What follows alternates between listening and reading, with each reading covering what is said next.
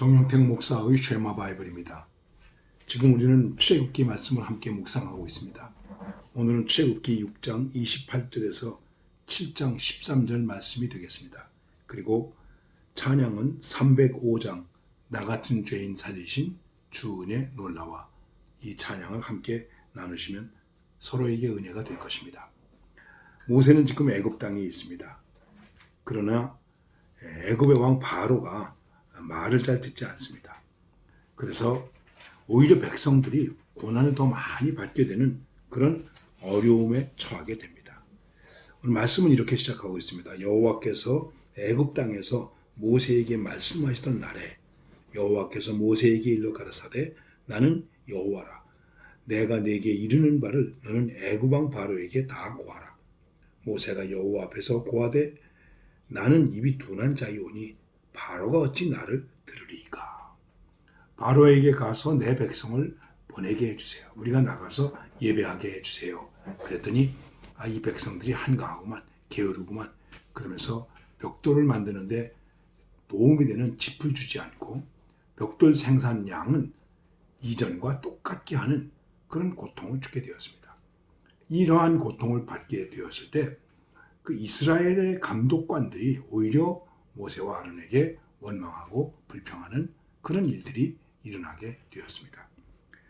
이제 다시 하나님께서 모세에게 말씀하십니다. 오늘의 말씀은 하나님이 모세에게 소명을 다시 확신시켜 주시는 말씀입니다. 그래서 여호와께서 애굽 땅에서 모세에게 말씀하시던 날에, 하나님께서 모세에게 말씀하시던 날에 하나님은 모세에게 말씀하셨습니다.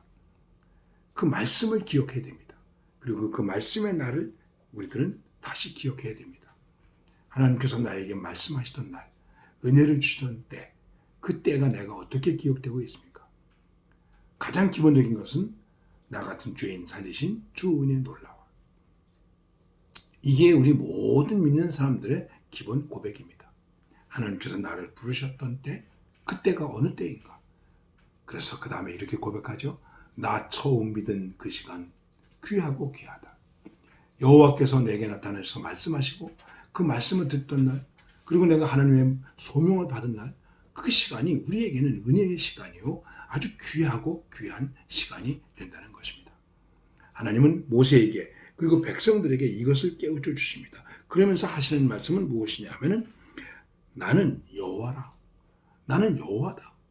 나를 믿어라. 너희는 여호와를 믿는다. 이 중요한 것입니다. 낙심이 되었습니다. 바로가 말을 듣지 않습니다. 고통이 더했습니다. 그래도 우리는 나는 하나님을 믿는 자다. 나는 하나님을 믿노라. 중요한 것입니다. 바울이 로마로 가는 배를 타고 가다가 풍랑을 만났습니다. 우리가 흔히 유라굴로 태풍이라고 말합니다. 14일 동안 별도 못 보고 햇빛도 못 보고 캄캄함 속에서 풍랑 속에서 먹지도 못하고 14일 동안 고통을 받았습니다. 그런데 그 많은 사람들이 고통을 받고 있는 그 속에서 바울은 쇠사슬을 차고 있는 죄수인데 이렇게 말합니다. 여러분 염려하지 마십시오. 나는 하나님을 믿습니다. 여러분 대단하지 않습니까? 아니 뭐 저런 사람이 다 있어. 그런데 바울은 담대하게 나는 하나님을 믿노라. 우리 백성들이 나가서 예배드릴 수 있게 해주세요. 그런데 바로가 말을 듣지 않습니다. 고통은 더해졌습니다. 어둠이 더해졌습니다. 그때 모세를 비롯해서 아론과 하나님을 믿는다고 그러는 백성들이 어떻게 해야 되겠습니까? 나는 여호와 하나님을 믿노라. 이게 분명해야 됩니다. 여러분 그렇습니다. 우리의 삶 속에 기도하는데 헌신하면서 살려고 애쓰는데 무언가 더 어렵고 힘들고 풀리지 않고 난감해질 때가 있습니다. 그래도 우리는 나는 하나님을 믿노라. 나는 여호와 하나님을 믿습니다. 여호와께서는 뭐라고 말씀하십니까? 나는 여호와라. 나는 스스로 있는 자다. 내 하나님을 믿어라. 자, 주님께서 떠나시면서 제자들에게 하신 말씀이 무엇입니까? 너희는 마음에 근심하지 말라. 하나님을 믿으니 또 나를 믿으라. 바로 이것입니다. 하나님을 믿습니다. 여호와를 믿습니다. 그래서 다시 이제 모세가 뭐라고 말하냐면, 그렇지만 저는 입이 둔한 자입니다. 바로가 어찌 내 말을 듣겠습니까? 한번 가서 지금 혼나고 왔는데 어찌 내 말을 듣겠습니까? 그랬더니 하나님 말씀하십니다. 7장 1절에서 여호와께서 모세에게 이르시되 볼지어다 내가 너로 바로에게 신이 되게 하였은즉 내 형 아론은 내 대언자가 되리니 내가 네게 명한 바를 너는 내 형 아론에게 말하고 그는 바로에게 말하여 그로 이스라엘 자손을 그 땅에서 보내게 할지니라. 내가 바로의 마음을 강팍하게 하고 나의 표정과 나의 이적을 애굽 땅에 많이 행하리라마는 바로가 너희를 듣지 아니할 터인즉 내가 내 손을 애굽에 도하여 여러 큰 재앙을 내리고 내 군대 내 백성 이스라엘 자손을 그 땅에서 인도하여 낼지라. 이렇게 말씀하고 있는 것입니다. 가서 말하지만은 듣지 않는다. 여기서 우리가 조금 난해한 부분이 있는데 그것은 무엇이냐면은 내가 바로의 마음을 강팍게 했다. 그냥 한 번에 딱 쳐서 꼬꾸라뜨려가지고 백성들을 해방시키시지 왜 그랬을까? 여러 가지 목적이 많이 있습니다. 하나님께서 내가 더 많은 표적을 보여야 된다. 하나님 되심을 나타내야 된다. 그리고 이것은 애굽 사람들에게만 필요한 것이 아니라 이스라엘 백성들에게도 필요한 거예요. 우리 나중에 또 그런 말씀들이 나오겠습니다만은 많은 표적을 보고도 믿지 아니한 사람들이 너무나 많이 있기 때문에 그런 것입니다. 그래서 말씀하고 있습니다. 나의 표징과 나의 이적을 애굽 땅에서 많이 행하여 큰 재앙을 내리고 그리고 이스라엘 자손을 내 백성들을 땅에서 인도하여 내도록 할 것이다 하는 것입니다. 내가 내 손을 애굽 위에 펴서 이스라엘 자손을 그 땅에서 인도하여 낼 때에 애굽 사람이 나를 여호와인 줄 아니라 하시매 모세와 아론이 여호와께서 자기들에게 명하신 대로 곧 그대로 행하였더라. 우리는 이것뿐입니다. 하나님께서 우리에게 말씀하신 대로 우리는 행하는 것입니다. 이때 모세의 나이는 80세였고 아론은 83세였다. 이렇게 말씀하고 있습니다.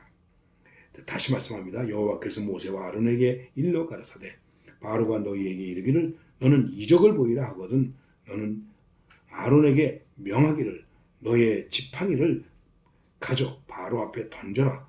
그것이 뱀이 되리라. 그 이적을 행합니다. 그런데 여러분 놀라운 일이 생겼습니다.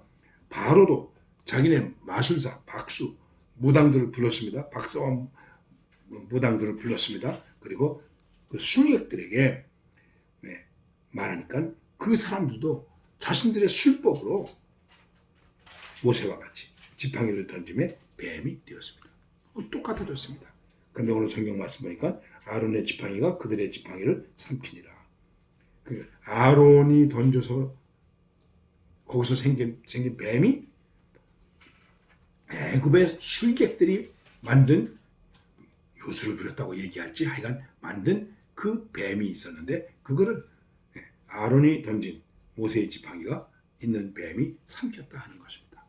여러분 우리가 하나님을 믿는 사람으로 세상에 나가서 여러 가지로 하나님에 대한 말씀을 드릴 때에 흔히 우리가 듣는 말이 이것입니다. 하나님을 믿는 나나 하나님을 믿는 너나 하나님을 믿지 않는 나나 뭐가 다른가? 뭐가 다릅니까 여러분? 여러분 비슷하지 않습니까? 그런데 여기 중요한 것이 있습니다. 그것이 무엇입니까? 우리가 저들을 삼켜야 된다는 것입니다.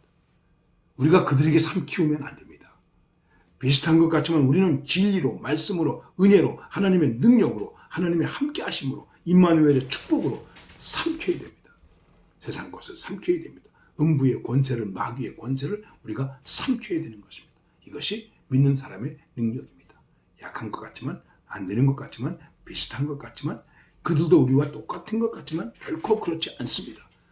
우리는 음부의 권세를 이길 수 있는 것입니다. 바로 이러한 믿음으로 이스라엘 백성들을 훈련하고 믿음의 확신을 주기 위해서 하나님은 모세에게 거듭거듭 말씀하시고 바로는 말을 듣지 아니할 것이다. 그러나 결국에 가서는 애굽도 여호와가 하나님인 줄 알리라. 이스라엘 백성도 우리 하나님이시로구나 하는 것을 알게 되고 고백하게 되는 역사를 만들어내시겠다는 것입니다.